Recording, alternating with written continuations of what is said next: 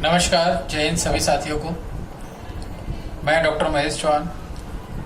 आज हम BHIC 132 भारत का इतिहास लगभग 300 CE से लेकर 1206 तक के बारे में पढ़ेंगे।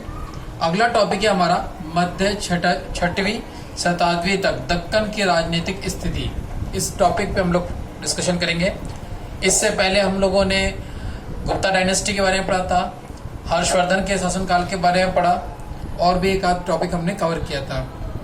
वो सारे टॉपिक के जो लिंक है वो नीचे डिस्क्रिप्शन बॉक्स में आपको मिल जाएंगे। इस टॉपिक को हम लोग कवर करते हैं। चलिए दक्कन मध्य 6वीं शताब्दी तक दक्कन की राजनीतिक स्थिति के बारे में जान लेते हैं। सातवाहनों के पतन के बाद दक्कन का एक वंश का राजनीतिक कब्जा खत्म हो गया था। कई राज्य अलग अलग क्षेत्रों में सातवाहनों के उत्तराधिकारों के रूप में उभर कर आए। उत्तरी महाराष्ट्र में हम अमीरों को देखते हैं जिन्होंने कुछ समय तक शंख राज्यों से में सेनापतियों का काम किया और मध्य 3वीं शताब्दी में एक राज्य की स्थापना की थी।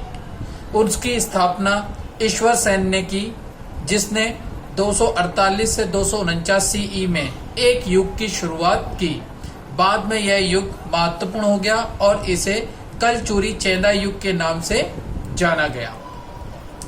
इसमें हम आगे बात करेंगे। इसके पॉइंट्स है, कुछ पॉइंट्स मैं आपको बता देता हूँ। पहला पॉइंट है विदर्भ, जिसे महाराष्ट्र कहते हैं। दूसरा पॉइंट कर्नाटक, तीसरा पूर्वी दक्कन और चौथा पॉइंट है दक्षिणी कर्नाटक। ये चारों पॉइंटों पर डिस्कशन करेंगे हम। पहले ब्रीफ थोड़ा सा मैंने आपको एक उसकी समरी थोड़ा सा बताई। अब हम बात करेंगे विदर्भ के बारे में। फर्स्ट पॉइंट है विदर्भ, जिसे महाराष्ट्र कहते हैं। महाराष्ट्र पठार पर जल्द ही वाकाटक हावी हो गए।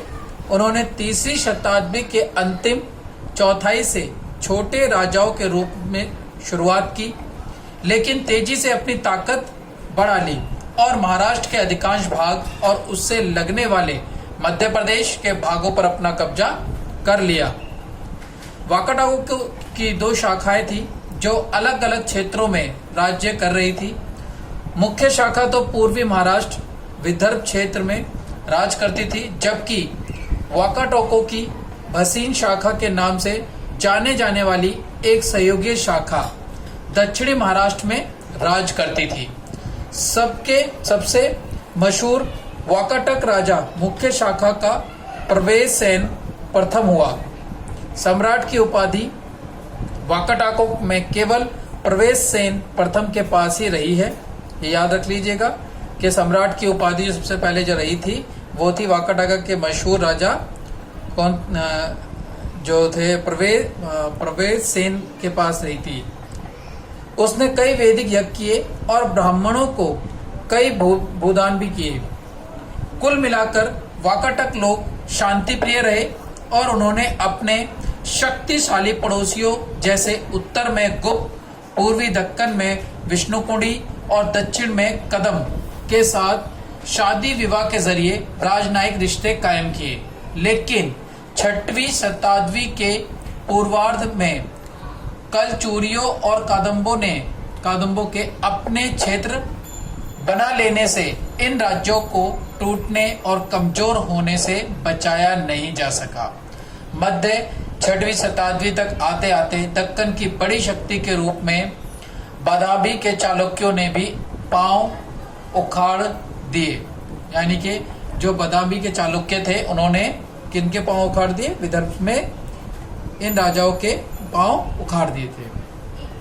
चलिए अगला हमारा है कर्नाटक।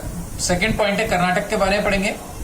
उत्तरी कर्नाटक यानी उत्तर कन्नड़ की तटीय पट्टी और साथ के क्षेत्रों में चटुआओं ने एक छोटा राज्य बना लिया। उन्होंने 4वीं शताब्दी के मध्य तक राज किया था। फिर कादम्बों ने उन्हें उखाड़ फेंका। इस राज्य की स्थापना मशहूर मयूर सन ने की थी।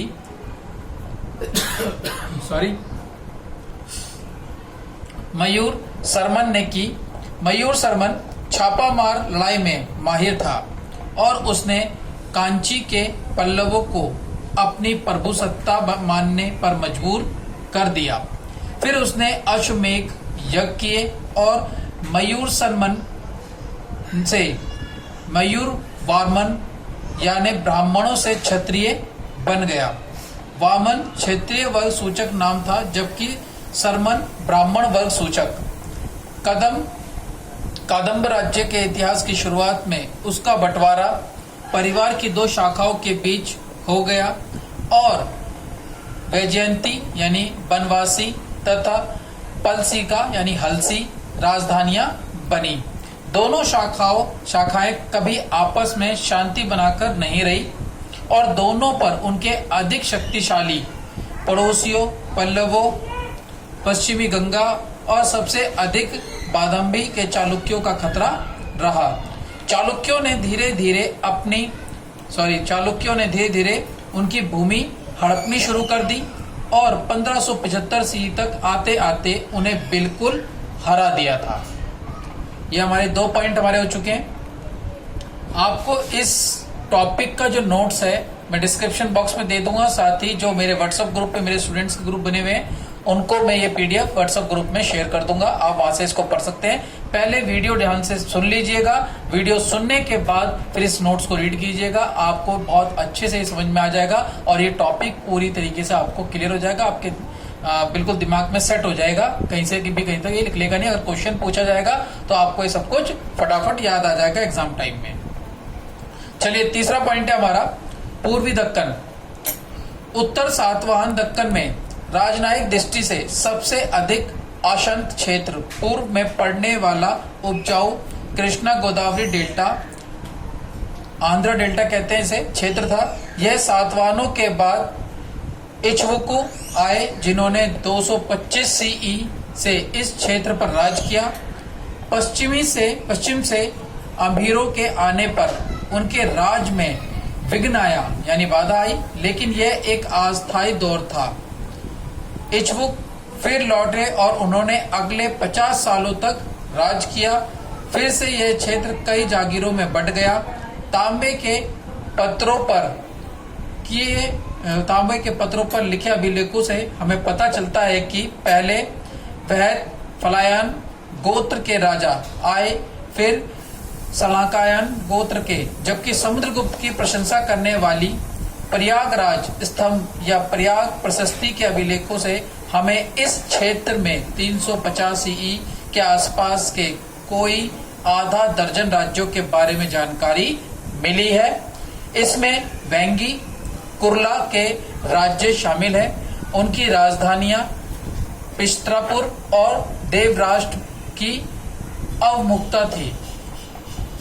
आगे इसी के अंदर बात करते हैं।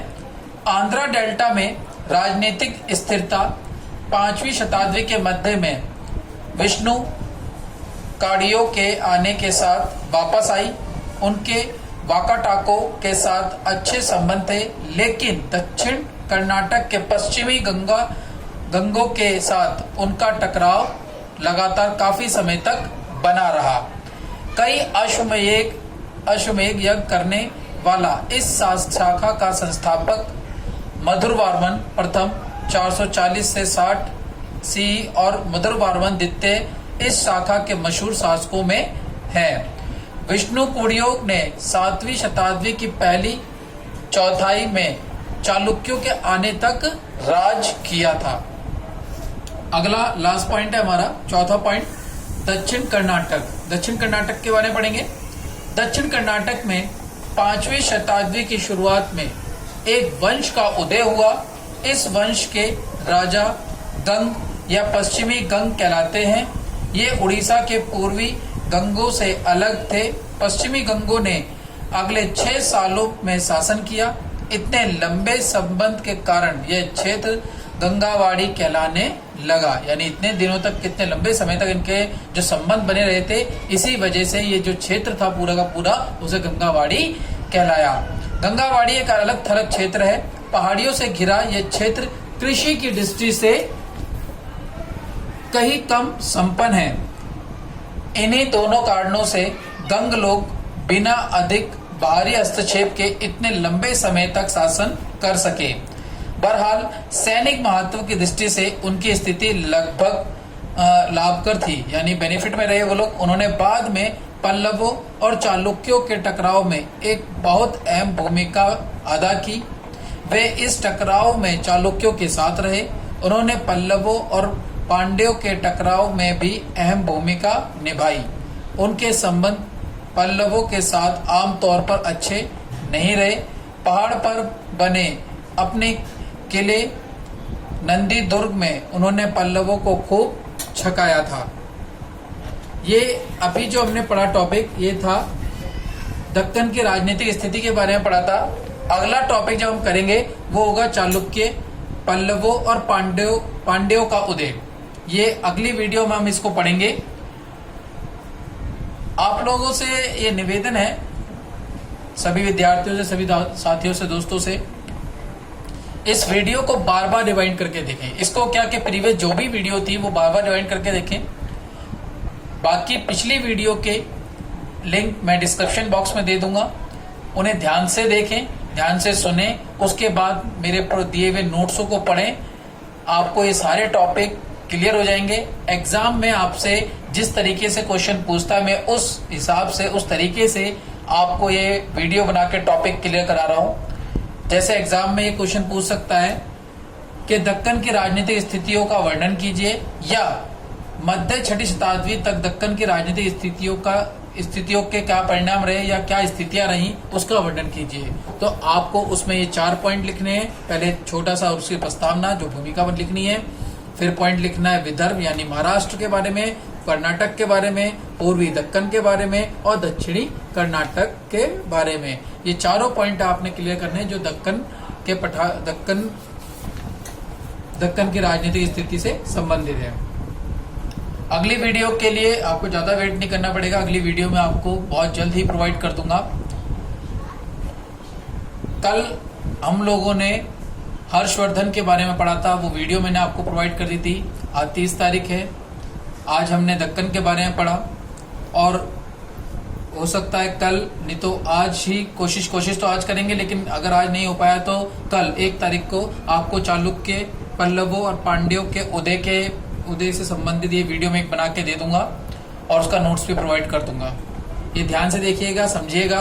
कोई दिक्कत हो, कोई परेशानी हो, आप नीचे कमेंट बॉक्स में कमेंट करके मुझे बता दीजिएगा। अगर कोई वीडियो में दिक्कत आ रही है वॉइस क्वालिटी की या किसी चीज की, अगर टॉपिक नहीं समझ में आ रहा तो उसके लिए भी, जहां आपको कोई चीज क्लियर नहीं आ रही तो व्हाट्सएप नंबर पे मेरे को मैसेज करके बता दीजिए, ग्रुप में बता दीजिए। अगर वीडियो पसंद आए या इसमें कोई भी कमी है तो उसे नीचे कमेंट बॉक्स में आप कमेंट करके बता सकते हैं, उसे हम और भी जाकर इम्प्रूव करने की कोशिश करेंगे। तब तक के लिए सुरक्षित रहिए, घर में रहिए, सुरक्षित रहिए और पढ़ते रहिए। आपके उज्जवल भविष्य की कामना करते हुए मैं ये वीडियो बना रहा हूँ ताकि आपको भविष्य में आपके एग्जाम को क्वालिफाई करने में ज़्यादा से ज़्यादा इससे मदद मिले। असाइनमेंट से संबंधित अगर अभी भी किसी को कोई प्रॉब्लम हो तो वो मुझे बता देना, उनकी सारी प्रॉब्लम क्लियर कर देंगे। हालांकि बीच में बहुत ज़्यादा कॉलें आ रही थी असाइनमेंट को लेकर के, लेकिन अब मैंने जैसे असाइनमेंट को बता दिया कि कैसे बनाने हैं और कैसे आपको किस मेल आईडी पे भेजने हैं, किस वे में बना के भेजने हैं, PDF बना के भेजना है, आई कार्ड लगाना है, सब चीज़ें आपको बता दी थी। तब से थोड़ी सी कम आई है कॉल वगैरह। लगता है सभी लोगों को समझ में आ गया, लेकिन फिर भी किसी को कोई एक आध रह गया जिससे डाउट हो, जो क्लियर ना हो किसी को, तो वो मुझसे पता कर लेना। इसी के साथ ही आपसे अलविदा लेते हैं। जय हिंद, जय भारत।